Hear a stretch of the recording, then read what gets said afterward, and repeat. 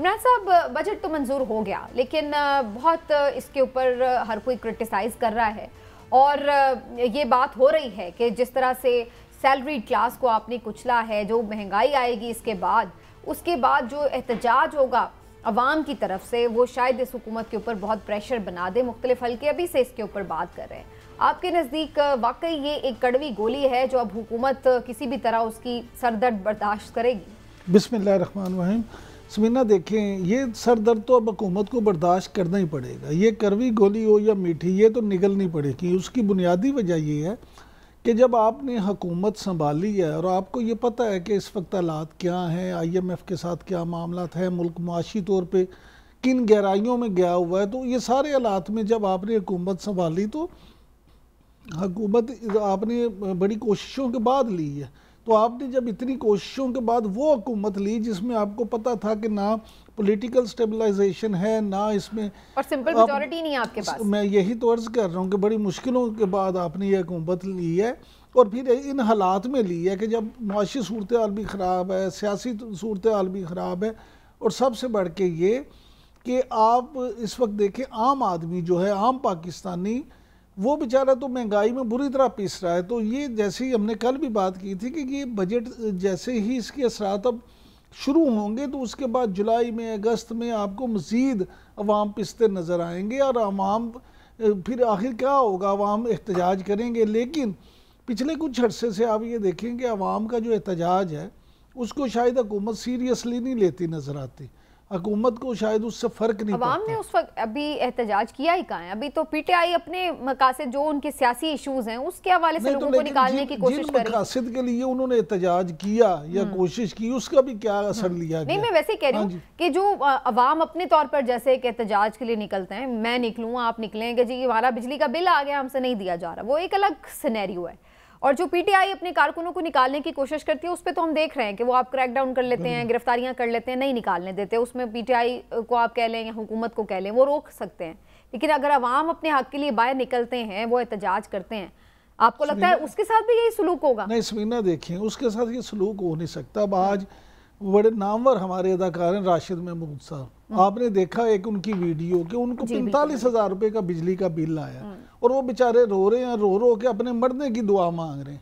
تو ابھی تو یہ ابتدا ہے، وہ کہتے ہیں نا ابتدا عشق ہے، روتا ہے کیا، آگے دیکھیے ہوتا ہے کیا۔ تو ابھی تو یہ 45,000 والا بل جو ہے اسی طرح کی صورتحال رہی تو 90,000 پہ بھی جائے گا۔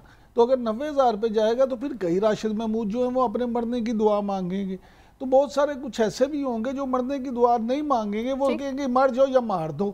تو ایسی صورتحال میں پھر آپ احتجاج کو روک نہیں پائیں، نہیں سکتے۔ لیکن دانیال عزیز صاحب، آپ کو خوش آمدید کہتی ہوں پروگرام میں۔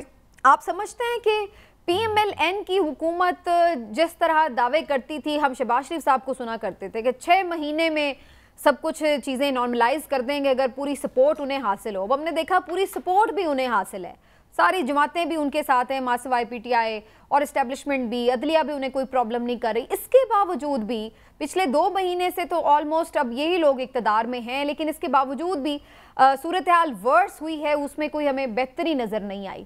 آپ کیا دیکھ رہے ہیں؟ کیا عوام اس احتجاج کے لیے نکلتے نظر آ رہے ہیں یا پھر کسی حد تک کنٹرول کرنے میں کامیاب ہو جائیں گے لوگ؟ جی یہ میں صرف آپ کو تھوڑی یاد دہانی کروانا چاہتا ہوں۔ پاکستان مسلم لیگ وہ جماعت ہے، جب ان کے پاس بہت بڑی اکثریت تھی تو انہوں نے فوج کو بلایا کہ پنجاب کا جو ٹھیکیداری نظام ہے اس پہ ہم سے قابو نہیں پایا جا رہا، تو FWO جو ہے وہ آ کے لاہور کی سڑکیں بنا دے۔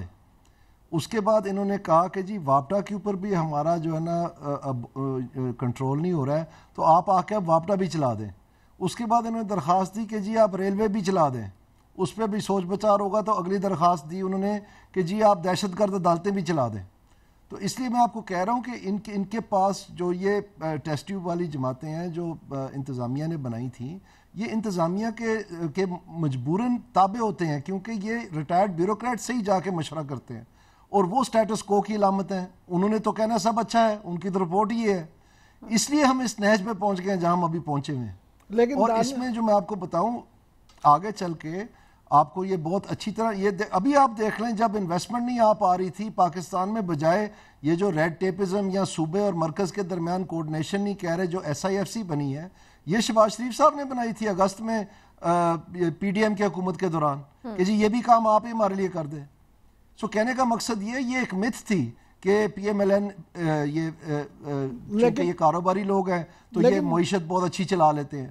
لیکن ابھی کیا پتہ چل رہا ہے کہ در حقیقت یہ جو پیپلز پارٹی کے ساتھ جو ان کا مقابلہ رہا ہے پچھلے 30 برس سے، جب پیپلز پارٹی فیل ہوتی تھی تو پھر یہ اچھے لگتے تھے. اب حقیقت یہ ہے کہ قرض لے کے تینوں جماعتوں نے، اس میں پی ایم ایل این بھی ہے، پیپلز پارٹی بھی ہے کیونکہ 2008 میں یہ قرض لینا شروع ہوا، اور پی ٹی آئی بھی ہے. انہوں نے قرض لے کے پاکستان کو قرض کے پہاڑ کے نیچے ڈبو دیا، اور کوئی قرض دینے کے لیے تیار نہیں ہے، نہ انٹرنیشنلی نہ ڈومیسٹکلی کو قرض رہا ہے. اس وقت آپ کو یہ پتا ہونا چاہیے کہ پاکستان کا جو بینکاری نظام ہے، تمام پاکستانیوں کے جتنے بھی ڈپازٹ ہیں بینک میں، وہ 100% حکومت لے گی اپنا خسارہ پورا کرنے میں. اچھا دانیال عزیز صاحب، خرچتے چلے جائیں گے. دانیال عزیز صاحب یہ فرمائیے گا، بڑی معذرت کے ساتھ پلیز مائنڈ مت کیجئے گا، لیکن آپ بھی بہت عرصہ اس ٹیسٹ ٹیوب جماعت کے بڑے سرگرم رکن رہے ہیں، اور آپ جیسے بہت سارے لوگ اس وقت شہباز شریف صاحب کی تعریفیں کرتے نہیں تھکتے تھے کہ دیکھا ایف ڈبلیو ایف سے بنائے، ساری کمیشنیں ختم ہو گئی، 5 سال اب سڑک کو کچھ نہیں ہوگا. تو آج آپ بیٹھ کے جب یہ کہہ رہے ہیں تو اس وقت کی تعریفیں اور آج کی یہ تنقید، اس میں ذرا سمجھائیں گے کہ اس وقت کیا اچھا تھا، اب کیا برا ہے؟ یہ جو آپ دعویٰ کر رہے ہیں اس کی کائنڈلی کوئی ریکارڈنگ بھی چلا دینا. میں خوش آمدید نہیں ہوں، میں تو سچ بولنے والا ہوں. سر میں کہہ رہا ہوں، اسی لیے دانیال سن لیں، آپ نے سوال پوچھ لیا، میری عرض سن لیں. جی اسی لیے تو میرے ساتھ جو کچھ ہوا ہے وہ ہوا ہے، کیونکہ میں بات کرنے سے گریز نہیں کرتا. مجھے میں کسی کا نہ ادھار لیتا ہوں، نہ میں نے رکھتا ہوں کسی کا ادھار. اب صورتحال یہ ہے کہ میں نے مہنگائی کے بارے میں آواز بلند کی. اس وقت آپ دیکھیں پاکستان کا کیا حال ہے، یہ سب کچھ کر کے بھی، اور یہ کھوکھلے نعرے جو ہیں. ابھی کل فنانس منسٹری نے اپنی رپورٹ میں جو اس ماہ کی جو انہوں نے فورکاسٹ کی تھی انفلیشن، اس کو اپورڈلی ریوائز کیا ہے. اور یہ بھی میں آپ کو کہتا چلوں کہ یہ ڈبل ڈیجٹ میں رہنی ہے انفلیشن. اور انہوں نے جان بوجھ کے بجٹ کی ڈیٹ 7 تاریخ تھی. ان کو پتا تھا کہ monetary policy committee state bank کی میٹنگ جو اصل میں مہنگائی کا فیصلہ کرتی ہے وہ 9 تاریخ کو ہے، اور اگر انہوں نے 7 تاریخ کو انفلیشنری بجٹ دیا تو پھر 9 تاریخ کو اسٹیٹ بینک مجبور ہوگی کہ وہ شرح سود جو ہے کم نہیں کر پائے گی. تو انہوں نے اللہ تللہ مختلف بہانے ہیلے کر کے 9 تاریخ کو اپنے حصے کی مزے لے لیے، یعنی وہ 150 بیسس پوائنٹس، جبکہ ابھی تک ایوریج انفلیشن جو ہے سال کی وہ ابھی 25% کو چھو رہی ہے. ٹھیک ہے، لیکن اب فی الحال آپ کا جو پوائنٹ آف ویو یہ نظر آ رہا ہے کہ معیشت ان سے سنبھلتی ہوئی نظر نہیں آ رہی، لیکن اب سوال یہ ہے کہ یہ معیشت کے ساتھ جڑا ہوا ہے سیاسی استحکام بھی، اور اس کے حوالے سے بہت سے دوست ممالک بھی کہہ چکے ہیں کہ اپنا ہاؤس ان آرڈر کریں. دانیال عزیز صاحب، آپ کو لگتا ہے، ابھی ہم نے خواجہ آصف صاحب کو بھی سنا، وہ کہہ رہے تھے کہ جی بات چیت ہمیں کرنے میں کوئی پرابلم نہیں ہے، جس سے بھی کرنی ہے وہ ہونی چاہیے. یہ آپ کو نظر آتا ہے کہ پی ٹی آئی کے ساتھ اگر حکومت کے مذاکرات ہو جائیں، بات چیت ہو جائے، کچھ ماحول کو نارملائز کر لیں یہ لوگ، تو کچھ صورتحال میں بہتری آ سکتی ہے، کوئی سیاسی استحکام آ سکتا ہے ملک میں؟ سیاسی استحکام کا جو نیچرل رزلٹ ہے وہ معاشی استحکام نہیں ہے. آپ کو پھر بھی کوئی پلان چاہیے. جب سے یہ الیکشن ہوا ہے میں ٹی وی پہ اور آپ کے چینل پہ بھی بار بار یہ کہتا رہا ہوں کہ ان کے پاس کوئی پلان نہیں ہے. کھودا پار اور نکلا چوہا، آخرکار بجٹ ہی تو پلان ہوتا ہے.